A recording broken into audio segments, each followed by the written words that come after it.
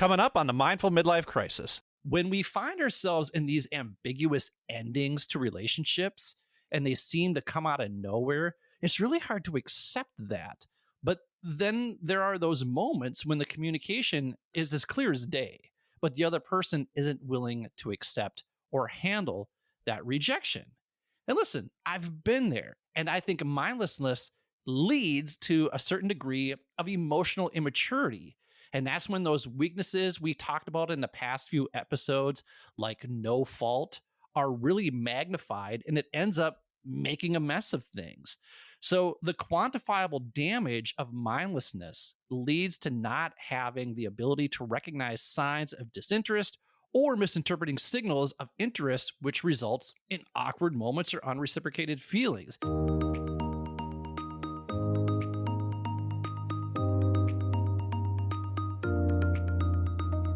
Welcome to the Mindful Midlife Crisis, a podcast for people navigating the complexities and possibilities of life's second half. I'm your host, Billy Lahr, an educator, personal trainer, meditation teacher, and overthinker who talks to experts who specialize in social and emotional learning, mindfulness, physical and emotional wellness, cultural awareness, finances, communication, relationships, dating, and parenting, all in an effort to help us better reflect, learn, and grow so we can live a more purpose-filled life. Take a deep breath, embrace the present, and journey with me through the Mindful Midlife Crisis.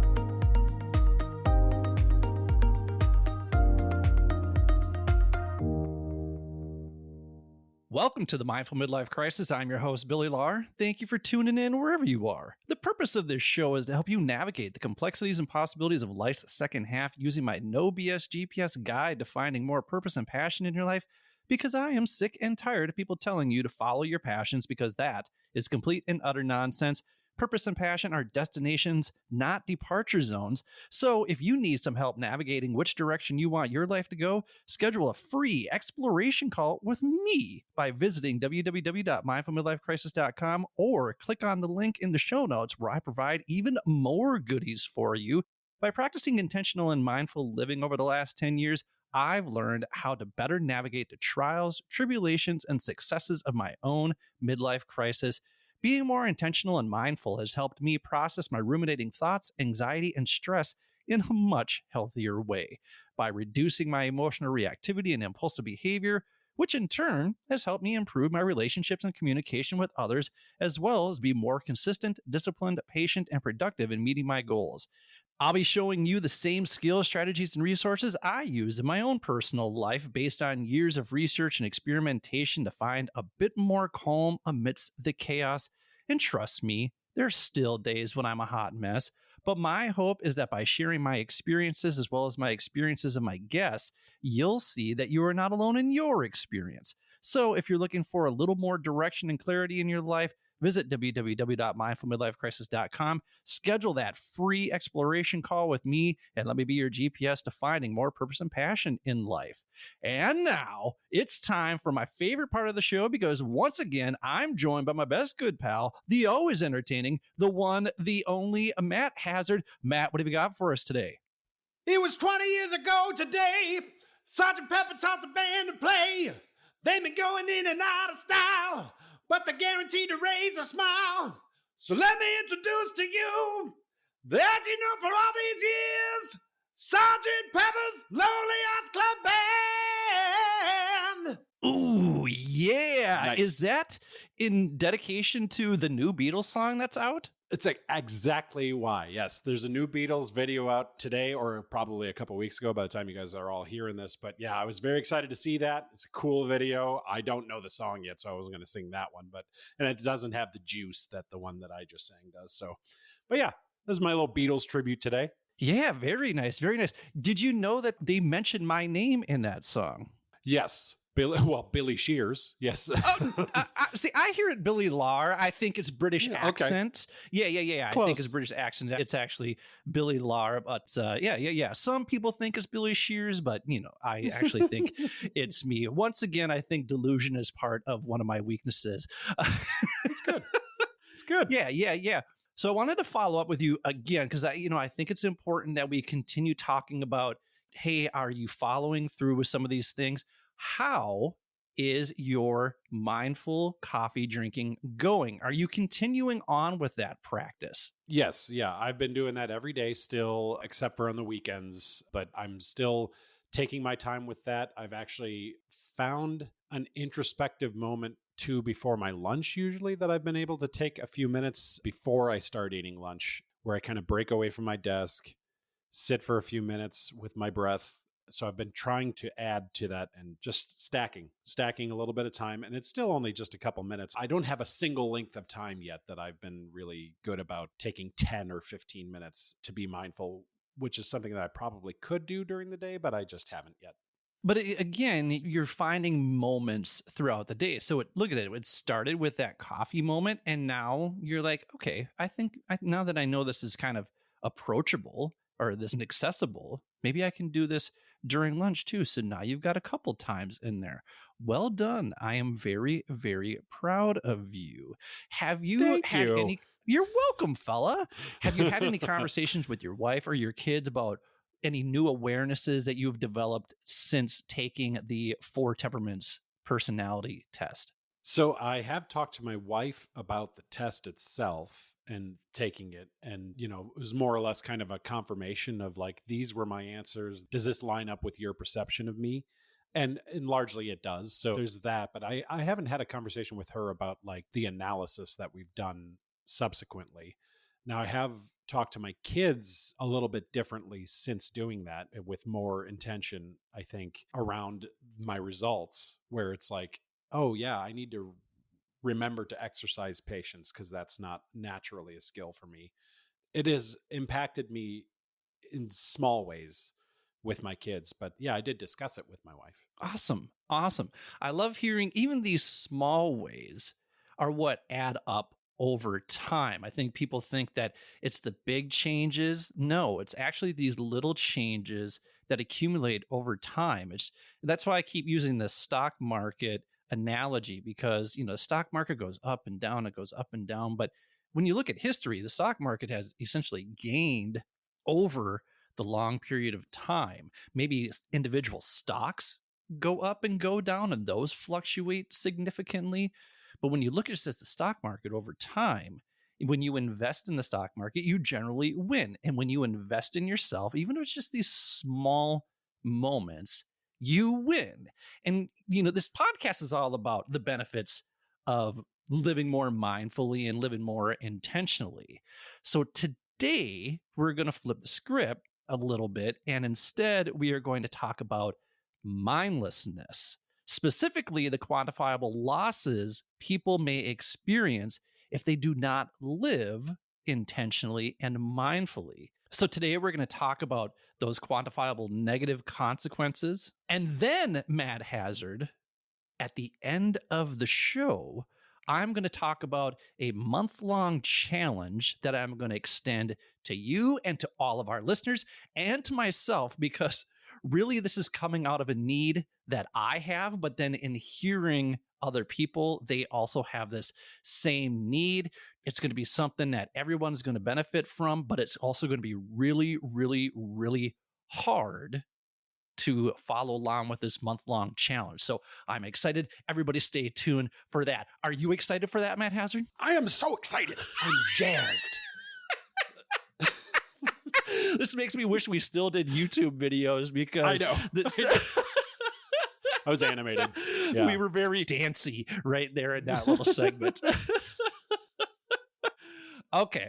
So, first of all, let's define what we mean by mindlessness. Living mindlessly refers to going through life on autopilot without conscious awareness of the present moment. That's essentially the opposite of the definition of mindfulness. It's a state where our actions, thoughts, and emotions become automatic and routine, often driven by external demands and distractions rather than by conscious choice. And now some of you might be thinking, yeah, but Billy, you're all about the structure and the routine, the consistency. That's a big component of the No BS GPS guide to purpose and passion. So are you telling us to live mindlessly? No, I'm not. Snarky imitated voice that I just used right there. Because the routines and structures and consistent behaviors that I'm talking about are all intentional. They are intentional. You have carved those into your day so that you can be more purposeful and mindful. But when you just do things because you're doing things without any real intentionality around them, like doom scrolling, then guess what? You're living mindlessly. And living mindlessly can manifest in various ways. For instance, excessive screen time, mindless eating, multitasking, which is not a thing. All right. Multitasking is not a thing. It's called switch tasking. We can talk about that in another episode. Guilty. Yeah. Yeah. Listen, same here. Same here. And even the constant state of busyness are common signs of living mindlessly. And so that's why I often tell people to hit pause on your day. That's why when I talk to Matt, it's like, hey, where can you incorporate that mindful moment of coffee? And now you're including that in your lunch. And it sounds like it's slowing down your day a little bit more, and it's making you more aware of what's going on, even what's coming up for you or what needs to be done. Is that fair to say? Yeah, I think it's just a nice little reset point of the day where stresses can kind of go up or down throughout the day. You can have just finished a task and you have maybe, or you have a meeting or something in the afternoon, and just that little reset where you're not carrying the things from earlier in the day into the later part of the day. Yeah, it reminds me very much of if you guys go back to the Meditate and Mingle session, which is episode 109, and Debbie is on there, and Debbie talks about how mindfulness is like hydrating your mind. And it sounds like that's when you say the reset, that's kind of what I think of. It's just like you're hydrating the mind, you're resetting the mind. And that's important because the quantifiable negative effects of mindlessness are numerous, such as decreased productivity, increased stress, poorer mental and physical health, and even strained relationships. So let's tackle a few of these negative effects. We're going to be taking a look at a few studies here. A study by the American Psychological Association found that mindless eating is associated with overeating, leading to weight gain and health issues. So there's something called intuitive eating, and that's something that I try to recommend to people. Listening to your body, we often talk about that somatic experience. Your body will tell you when you need vegetables. Your body will tell you when it needs hydration. So actually taking time to listen to those things. Another study published in the Journal of Abnormal Psychology states that the rise in mindless smartphone usage is linked to increased symptoms of depression and anxiety. And honestly, I think this is the biggest hindrance for me when it comes to managing my anxiety is I am just overly consuming social media. I know that I need to be more intentional around that. Matt Hazard, you're nodding your head. Yes, yeah. So both of these last two things. So I mindlessly eat all the time. That's my biggest struggle with my weight. And my phone usage, I actually have all the apps that track your phone usage and tell you when you're on it too much. And I'm finding myself like, oh, I got to check the app to see how much I've used my phone today on my phone. I'm like, what am I doing? Like, it's like, why is this happening? Yeah, it's the ultimate catch-22 right there. And then there's another study published in the Journal of Psychological Science, and they found that individuals who are less mindful tend to experience more daily hassles and stressors. These stressors can take a toll on our emotional well-being, leading to irritability and conflicts in our relationships. Truly, you have a dizzying intellect. Wait till I get started. Where was I? Mindlessness. Yes, mindlessness. A fourth study in 2018 was... I think we executed that to perfection right there. I'll tell you what. If anybody knows where that little excerpt was from, if you could tell me what movie that's from, shoot me a message at billy@mindfulmidlifecrisis.com. That's an email. Or you can go to Instagram, mindful_midlife_crisis. Where did that come from? Just let us know. I'm like I said, who's listening, who interacts with us. We hope that brought a smile to your face because we're laughing about it. Anyway, where was I? That's right, mindlessness. Okay. Mindlessness. This episode has delved into mindlessness right here. All right, a It's good. fourth study in 2018 that was published in Emotion, which publishes significant contributions to the study of emotion, highlighted the connection between mindlessness and empathy. This research found that individuals who are less mindful are less likely to pick up on social cues and emotional signals from their partners. This lack of empathy can lead to misunderstandings, miscommunications, and ultimately damaged relationships. Now, I have heard many of my female friends lament about men's inability to pick up on social cues, especially in dating situations. And having recently been rejected by someone I was interested in was absolutely no fun. But I like to think anyway, that I handled that situation and I handled myself appropriately. Now, 10 years ago, was I in a similar situation and did I handle that situation appropriately? I did not. I did not. And that's actually what led me into that downward spiral that I detail in episode 3. So if people want more information about that, they can go all the way back to episode 3. I also had a similar situation happen to me about a year and a half ago. And when we find ourselves in these ambiguous endings to relationships and they seem to come out of nowhere, it's really hard to accept that. But then there are those moments when the communication is as clear as day, but the other person isn't willing to accept or handle that rejection. And listen, I've been there, and I think mindlessness leads to a certain degree of emotional immaturity. And that's when those weaknesses we talked about in the past few episodes, like no fault, are really magnified and it ends up making a mess of things. So, the quantifiable damage of mindlessness leads to not having the ability to recognize signs of disinterest or misinterpreting signals of interest, which results in awkward moments or unreciprocated feelings. Eventually, we're going to do an episode on how to navigate rejection. And that episode isn't going to be a pleasant one to record because I'm going to have to hold up a mirror and do a lot of talking to myself in that one. But you know what? That's why awareness is crucial to our growth, because without it, once again, we're left with mindlessness. And let's just make sure, Billy, that when you are in that moment and you're holding that mirror up to yourself and you're dealing with rejection, and that you're kind to yourself in that moment, because maybe when that happened, you probably weren't. And that's what mindfulness really is about, right? Yeah. You know what? Thank you for that reminder, fella. I appreciate that. Yeah. And I'll be there for that too. When we're talking about it in the moment, I'll help you be kind to yourself. You'll be my emotional support animal because that's what you are. You're just a great big grizzly bear. And listen, I've said millions of times that you give the best hugs. So, just having these conversations feels like a warm hug from you. So I appreciate that. You are not the first person to call me a bear. And you might be the first straight person to call me a bear. So that's good. Thank you. Well, that's because I love you. I love you in all ways. So, all right. I don't even know where that's going. Once again, we've delved into more mindlessness. All right. So, mindlessness, as we've said, has an impact on our social lives. It has an impact on our relationships, but it can also have an impact on our performance at work.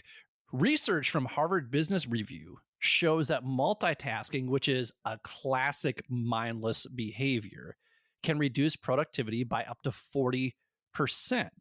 And the World Health Organization reports that stress, often exacerbated by a lack of mindfulness, costs companies billions of dollars annually in lost productivity and healthcare expenses. I think about all the times when I have a really great idea and I'm trying to hold it in my head, and then my phone will buzz and then I'm completely distracted. Or the number of times when I need to check something on my phone, like I got an email, but then I see another notification. Then I go to that and I'm like, oh, what? I forgot to do something.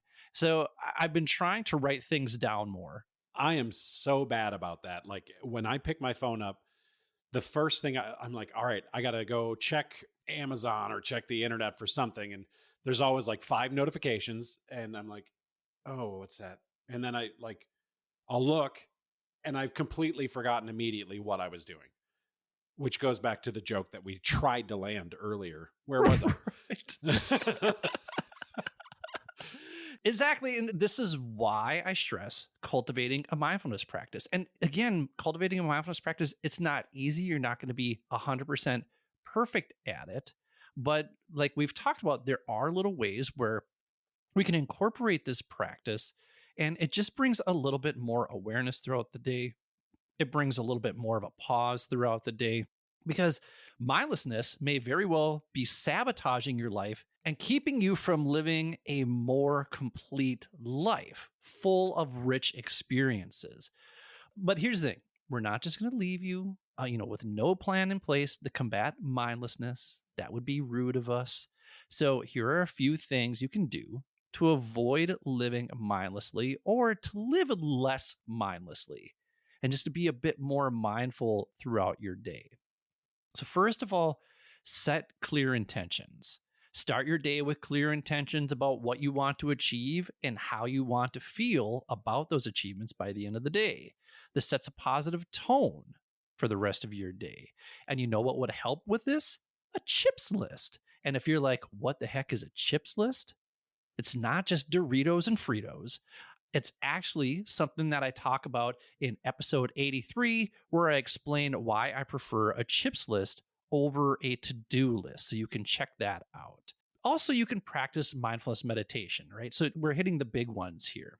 Dedicate a few minutes each day to meditation by simply focusing on your breath or a specific mindfulness practice, like the coffee, or maybe it's the sounds around you and you're just tuning into the sounds around you. This helps you become more present. It grounds you. And of course, you're always welcome to attend our weekly Meditate and Mingle sessions. If you go to www.mindfulmidlifecrisis.com and click on the Meditate and Mingle banner at the top, you can get more information about how to join us for those. We've talked many a times about mindful eating and mindful drinking. Matt Hazard shared his drinking coffee mindfully habit in the morning. You've also talked about being a little bit more present with your food during lunch. And as much as you're a connoisseur of coffee, you are also a savvy chef in the kitchen. So, are you Mhm. taking time to savor your food by eating slowly and paying attention to the flavors and textures? It really depends on the current level of ravenous hunger that I am facing. So Mm. if I have approached dinner and I have appropriately, like, just lightly snacked during the day and I'm not like a dog waiting at the bowl, I can take my time with it. And I've tried to be more thoughtful with that. I am definitely too fast an eater. And it's a habit from childhood with a table full of big family, brothers. And, if you didn't get to the food fast enough, you didn't get to the food. So that is a habit I've fought with for most of my life. So I try and battle against that. And some days I'm more successful than others. I wonder if taking more time, like I said, those 5 minutes throughout the day to just simply be present with what is, would allow your brain and your stomach to communicate with each other and be like, hey, I could use a snack right now. Just something to tide me over so that I'm not so ravenous by the time dinner comes around. So that might be something to consider too. And maybe just keeping tabs on, when do you feel like a snack would come in handy. It might be the same Mhm. time every day, but maybe it's not. Maybe it's just, oh, just around this time here, this would be a good time.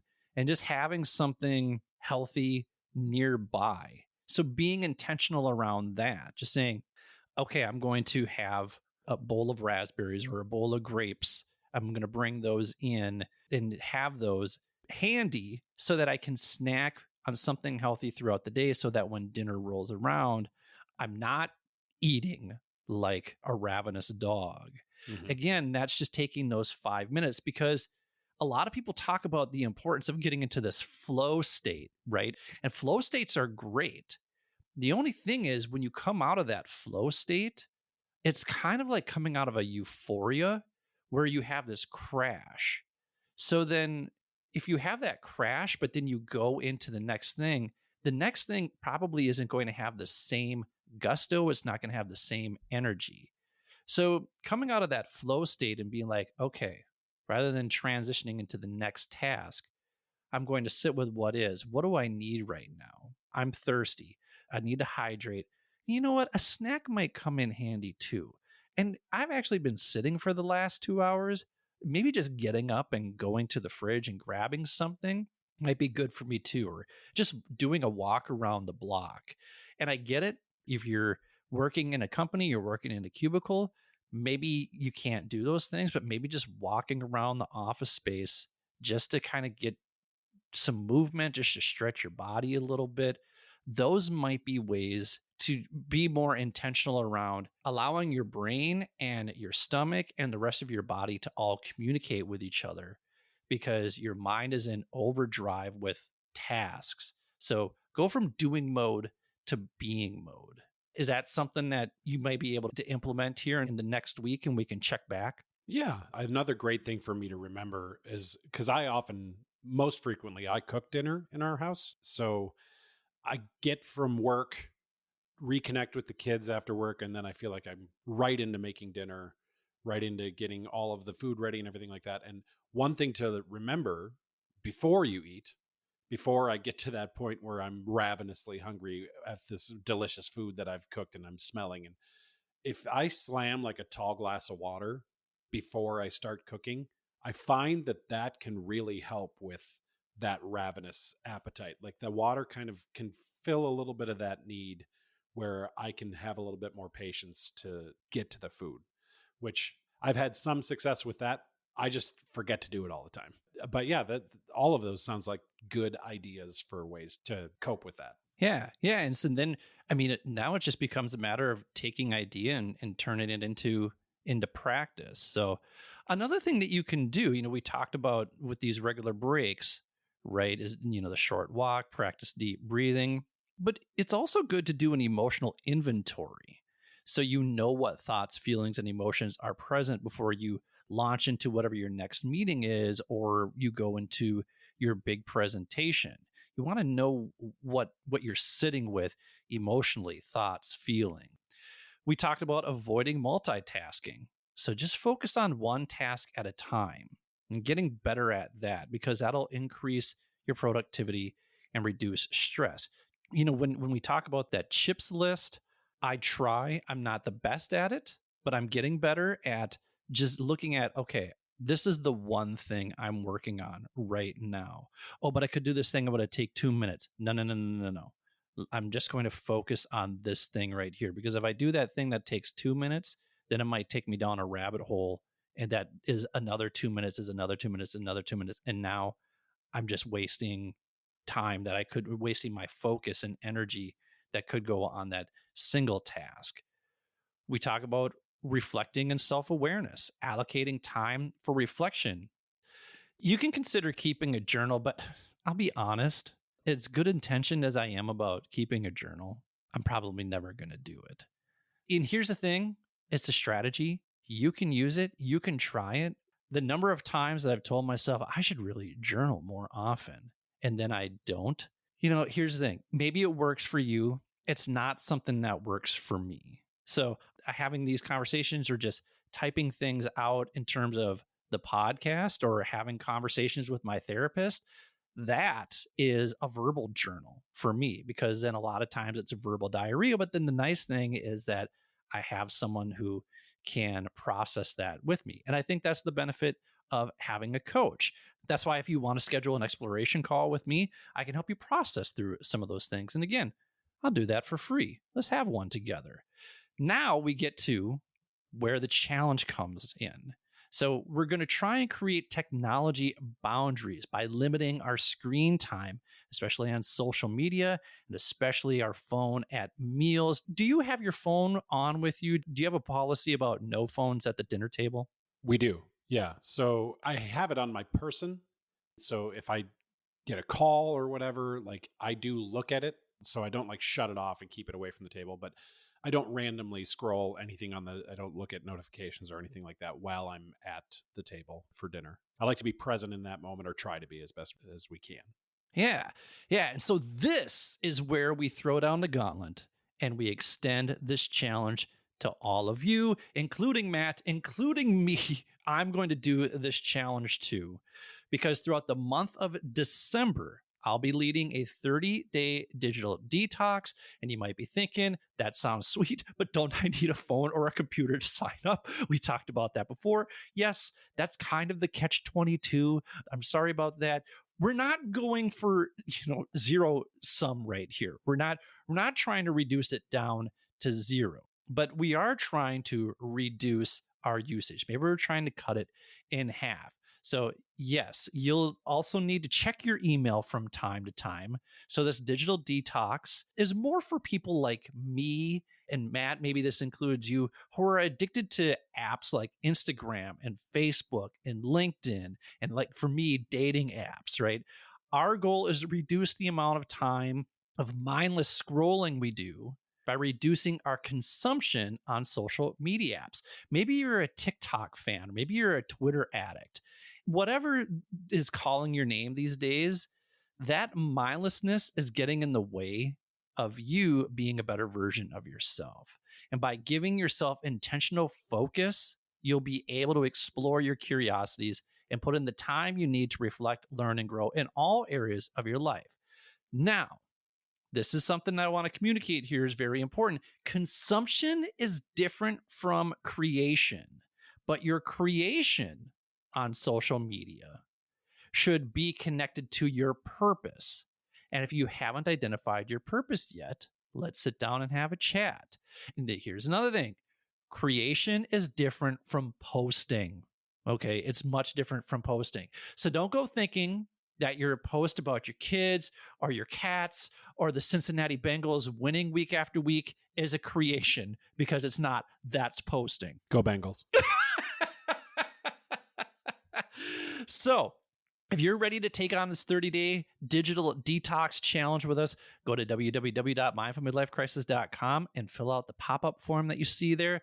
The challenge starts December 1st, which will give you an opportunity to live more mindfully, intentionally, just in time for our upcoming 2024 challenges. That's right. We're going to incorporate a few challenges in the upcoming year of 2024. So be sure to stay tuned for those as well.